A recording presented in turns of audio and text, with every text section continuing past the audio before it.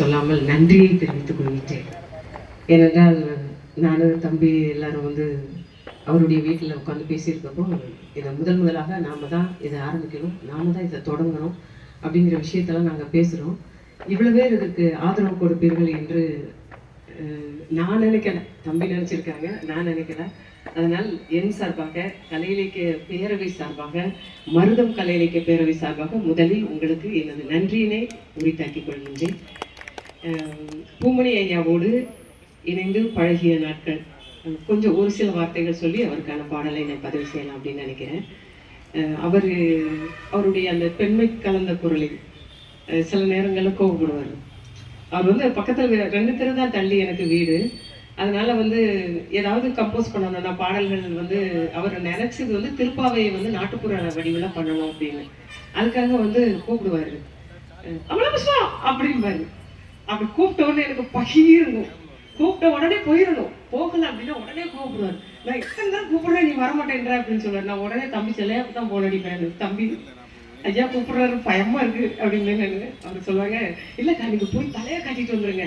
சரிங்க ஏன் நான் செய்யறேன் அப்படின்னு சொல்லுங்க, இல்லைன்னா ரொம்ப கோவப்படுவாரு அப்படின்னு சொல்லி சிலையா சொல்லுவாப்புல. அதே மாதிரி போய் அவர்கிட்ட போய் சமாதானமா பேசிட்டா போதும், சரி சரி போயிட்டு போயிட்டான் அப்படின்றவாரு. அது ரொம்ப சந்தோஷமா இருக்கும் அவர் அப்படி பேசுறது. அதுக்கப்புறம் வந்து அவருடைய அந்த நமக்காக வந்து விட்டு கொடுக்குற தன்மை இருக்கலை, எந்த வகையிலையும் யாருக்காகவும் விட்டு கொடுக்காதவர். மாஞ்சோலை கட்டுரை வந்து எங்களுடைய அண்ணன் அமல்ராஜ் அவர்கள் வந்து எழுதினாங்க. அது வந்து பாளையங்கோட்டையில் வந்து வெளியிட்டாங்க. அதுக்கு யாரை கூப்பிடுறது அப்படின்னு சொல்லிட்டு இருக்கையில் அவரே வந்து பூமணி ஐயாவை தேர்வு செஞ்சார். அவர் வரமாட்டார் அப்படின்னு, உடல்நிலை சரியில்லாத நேரத்தில். அப்போ அவர் வந்து கூப்பிட்டுருக்காரு, அவர் உடலை. அப்போ அமளி நீ வந்து சொல்லுடா அப்படின்னாரு. நான் போய் வீட்டுக்கு போனேன். போயிட்டு ஐயா அமலபுஷ்பம் வந்திருக்கு, பார்த்த உடனே பார்த்தேன், உனக்காக வரேன் போ அப்படின்ட்டு. ரொம்ப சந்தோஷமா இருந்துச்சு. அவருடைய அந்த நினைவுகளை வந்து இந்த இடத்துல பகிரணும் அப்படிங்கிறது தான் என்னுடைய ஆசை. அதனால தான் இது வந்து இந்த இடத்துல நான் சொன்னேன். கடைசி வரைக்கும் இருந்த ஒரு வருத்தம் எனக்கு, அவருக்காக அந்த திருப்பாவை நாட்டுப்புற பாட வடிவில் வந்து செய்ய முடியல. ஏன்னா அவருக்கு உடல்நிலை சரியில்லாம ஆனதுனால மாற்றி அவர் சென்னைக்கும் கோயில்பட்டிக்குமா மாற்றி போய்கிட்டே இருந்ததுனால செய்வோம்னு அப்படி அது தள்ளி போச்சு. அது எனக்கான வருத்தமாக இந்த இடத்தில் பதிவு செய்து கொள்கின்றேன்.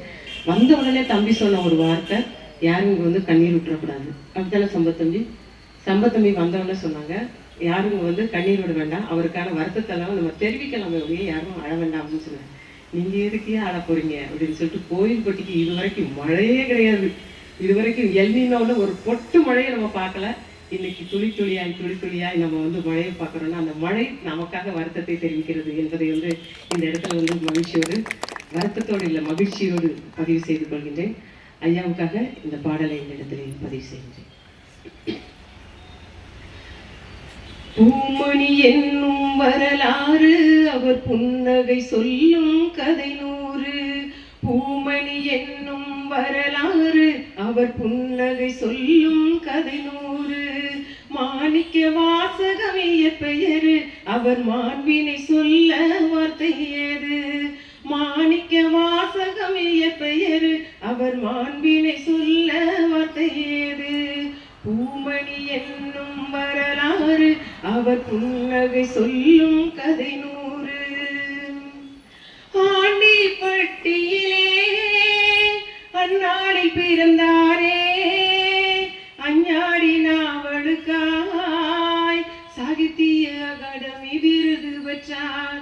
ஆண்டிப்பட்டியிலே அந்நாளில் பிறந்தாரே, அஞ்ஞாடி நாவலுக்காய் சாகித்ய அகாடமி விருது பெற்றார்.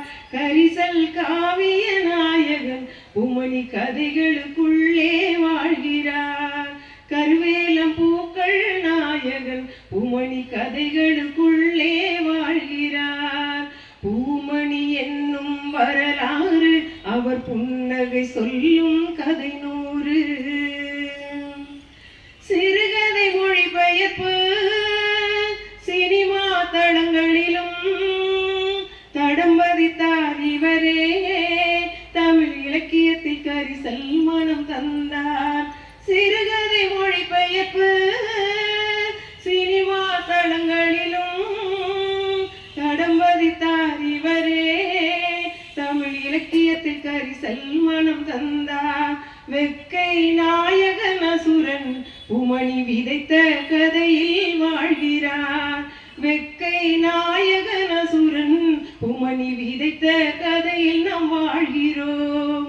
பூமணி என்னும் வரலாறு அவர் புன்னகை சொல்லும் கதை 100. அடித்தட்டு மக்கள் வாழ்வு ஆழமான வரலாறு இலக்கிய ஆளுமை இன்று கதையாய் நம்மில் வாழ்கிறார். அடித்தட்டு மக்கள் வாழ்வு ஆழமான வரலாறு இலக்கிய ஆளுமை இன்று கதையாய் நம்மில் வாழ்கிறார். பூமணியாவின் கதைகளால் அவருக்கு புகழஞ்சலி செலுத்த வந்திடுவோம். பூமணியாவின் கதைகளால் அவருக்கு புகழஞ்சலி செலுத்த வந்திடுவோம். கரிசல் காவிய பேராசான் பூமணி கதைகளுக்குள்ளே வாழ்கிறார். கரிசல் காவிய பேராசான் பூமணி கதைகளுக்குள்ளே வாழ்கிறார். பூமணி என்னும் வரலாறு அவர் புன்னகை சொல்லும் கதை 100. மாணிக்க வாசகம் பெயரு அவர் மாண்பினை சொல்ல வார்த்தை ஏது. பூமணி என்னும் வரலாறு அவர் புன்னகை சொல்லும்